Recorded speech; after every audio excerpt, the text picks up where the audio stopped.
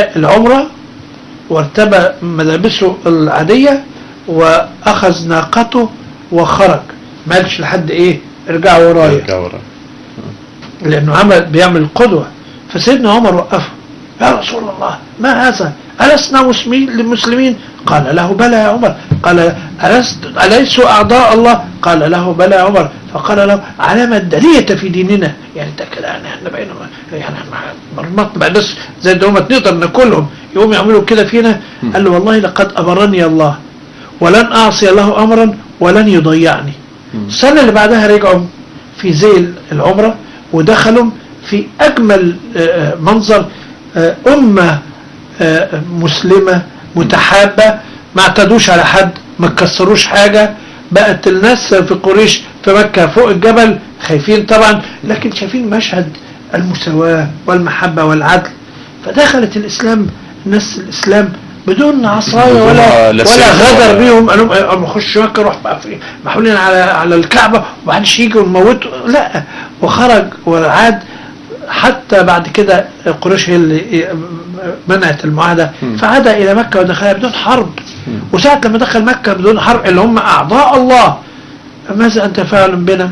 دي الكلمة اللي قالها مانديلا لما قالوا له مصر بتضرب بعض، فقال لهم ماذا أنت فاعل بنا، يعني الكلمة اللي قالها المشركين. فرسول الله قال لهم من دخل الكعبة فهو آمن، من دخل بيتي فهو آمن. الإسلام ملوش علاقة بالعنف، الإسلام دين المحبة والسلام والإبداع. واللي يخش فيه زي ربنا بيتكلم عن المخدرات، حتى ما بيتكلمش انه لا، بيقول لك ايه فاجتنبوه لعلكم تفلحون. اللي احتمال يبقى عايز يبقى فالح يتجنبه، عايز يستمر في المخدرات انت حر. انت يعني ما حدش.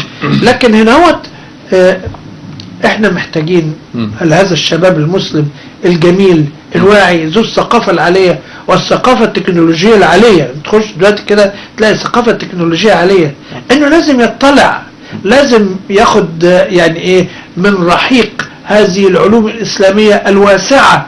مش ممكن ان انا يعني احصر نفسي يعني وبعدين اعاني ويعاني الاخرين واعاني من غير سبب. يعني ما حدش بيكره حد، بل بالعكس احنا وفي ذلك فليتنافس المتنافسون. انا يبقى عندي علم اسلامي جميل واطرحه على الناس، وانت يبقى عندك علم تطرحه على الناس، والناس تأخذ ما تشاء من اجمل هذه الافواه الجميلة.